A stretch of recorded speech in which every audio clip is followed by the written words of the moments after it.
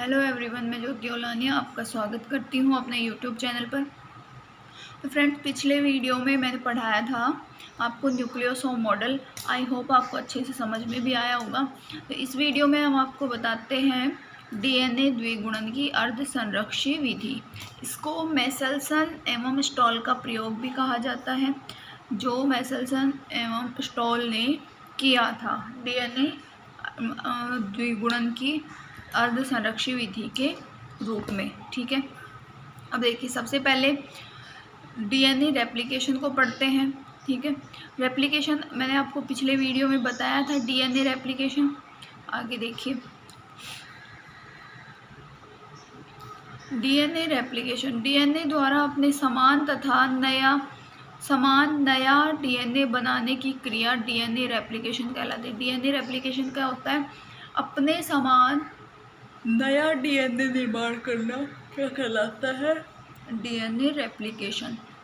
ठीक है, DNA replication की तीन विधियां दी गई। एक है परिक्षेपी विधि, दूसरी पूर्ण संरक्षी विधि और एक अर्ध संरक्षी विधि।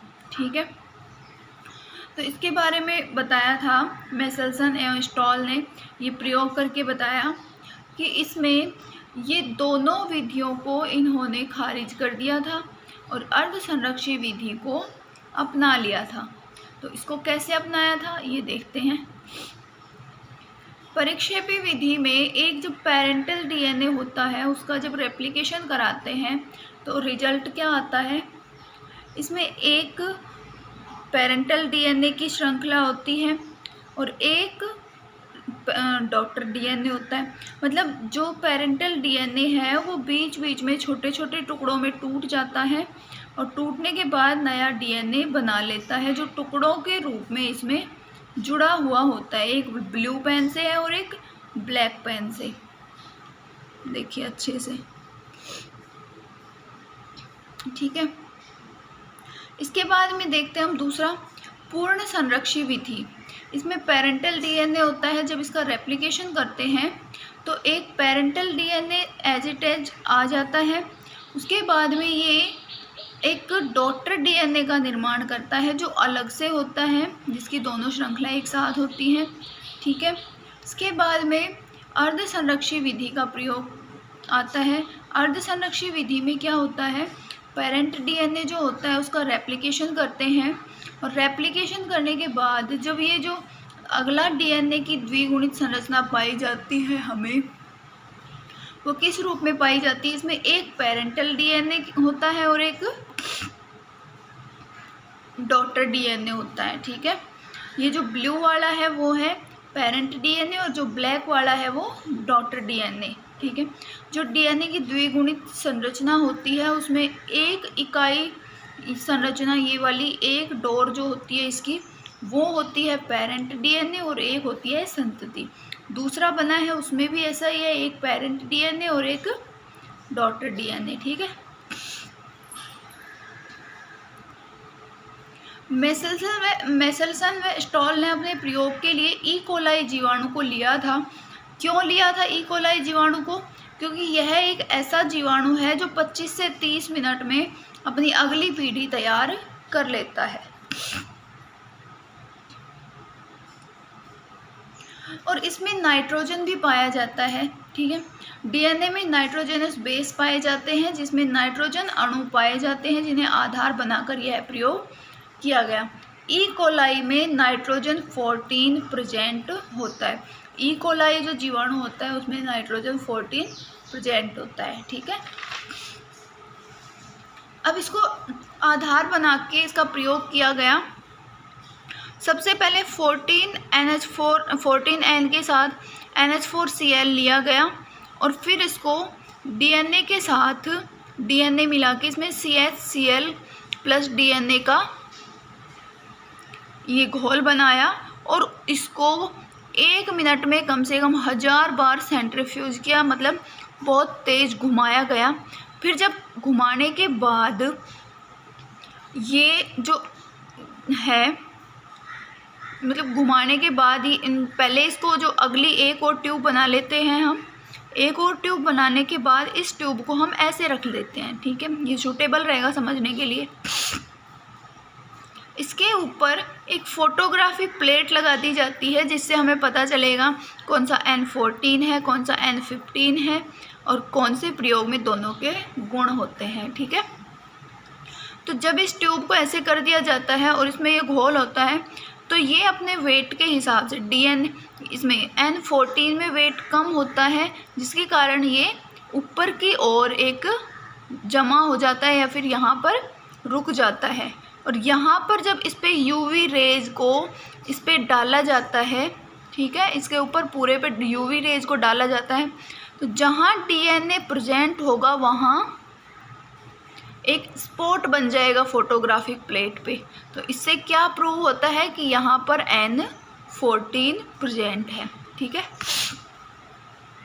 N14 की श्रृंखला ये बन गई, ठीक है। इसके बाद में N15 को लिया जाता है। N15 की वही प्रोसेस होती है, DNA के साथ इसको CH/Cl को डाला जाता है ट्यूब में और फिर से 1000 बार घुमाया जाता है 1 मिनट के अंदर और फिर इसको इसी ट्यूब में डाला जाता है। N15 में वेट ज़्यादा होता है या N15 भारी होने के कारण नीचे की तरफ बैठता है और यहाँ पर जब इस पर भी जब यूवी रेज को डाला जाता है तो यहाँ फोटोग्राफी प्लेट पे यहाँ पर एक स्पॉट बनता है। इसका मतलब क्या हो गया कि ये N15 है, ठीक है। इसके बाद में जब इसको F1 पीढ़ी में ई कोलाई जीवाणु की जब F1 पीढ़ी लेकर इसको दोबारा से संवर्धित किया गया N14 को, उसके बाद में क्या होता है N14 को वापस से संवर्धित किया गया ई कोलाई की फर्स्ट पीढ़ी के साथ। तो ये CH/Cl और DNA दोबारा से वही प्रोसेस। तो उसके बाद में जब इसको दोबारा से प्रोसेस किया गया तो ये बीच में इकट्ठा हो जाता है। तो बीच में इकट्ठा होने का मतलब है कि जो फोटोग्राफिक प्लेट है उसमें बीच में स्पॉट बन जाता है। बीच में स्पॉट बनने का मतलब इसमें N14 भी प्रेजेंट है और N15 भी प्रेजेंट है, ठीक है। N14 को इसको जब F1 पीढ़ी को जब दोबारा से संवर्धित किया गया N15 के साथ तब क्या होता है, तब इसमें 2 स्पॉट बनते हैं या 2 जगह पर ये रेखाएं बनती हैं। कौन कौन सी जगह, एक N14 की जगह बनती है और एक बीच में बनती है। तो इसका मतलब है कि इसमें N14 प्रेजेंट है और N14 और 15 दोनों प्रेजेंट है, ठीक है। तो मतलब जो इसमें एक श्रृंखला बनेगी वो N14 की बनेगी और दूसरी बनेगी जो N14 और 15 दोनों की बनेगी। देखिए ये वाली, ये 14N की हैं दोनों और इनमें एक में N14 है और एक में N15 है। इसमें दोनों N14 की हैं, 14N की, और इसमें एक 14N की है और दूसरी 15N की है, ठीक है। तो अब इसके बारे में हम पढ़ते हैं। तो फिर मेसेल्सन और स्टॉल ने ये परिक्षेपी वाला प्रयोग खारिज करके और अर्ध संरक्षी सिद्धांत को या अर्ध संरक्षी विधि को ही अच्छा माना और उसके बारे में बताया कि यही DNA की प्रतिकृति या फिर रेप्लिकेशन के लिए अच्छी विधि होती है, ठीक है। अब इसके बारे में हम पढ़ते हैं पूरा डायग्राम के बारे में। जब ट्यूब पर यूवी रेज को भेजा जाता है तो जहां DNA प्रेजेंट होगा यूवी रेज को सोख लेगा। N का वेट तुलनात्मक रूप से कम होने के कारण ट्यूब के मुख की ओर स्पॉट मिलता है, ये 14N होता है। इसी प्रकार जब 15NH4Cl के साथ यह प्रयोग करते हैं तो अधिक भारी होने के कारण यह ट्यूब की तली की ओर स्पॉट मिलता है, यह 15N होता है। 14NH4Cl की F1 पीढ़ी को संवर्धित करने पर ट्यूब में बीच में यूवी रेज अवशोषित होती है तो स्पॉट बीच में प्राप्त होता है, ठीक है। इसके आगे हम देखते हैं F1 पीढ़ी को फिर से संवर्धित करते हैं तो एक स्पॉट 40N के पर तथा दूसरा मध्य में प्राप्त होता है, जिससे यह प्रूव होता है कि DNA का रेप्लिकेशन अर्ध संरक्षी विधि द्वारा होता है, ठीक है फ्रेंड्स। तो ये आपका मेसेल्सन और स्टॉल का नियम कंप्लीट होता है। आई होप आपको अच्छे से समझ में आया होगा पूरा। ठीक है फ्रेंड्स, तो चैनल को लाइक करें, शेयर करें और सब्सक्राइब करें चैनल को, और जिससे कि हम जब भी आगे वीडियो डालेंगे तो आपको नोटिफिकेशन मिलेगा। ठीक है फ्रेंड्स, थैंक यू।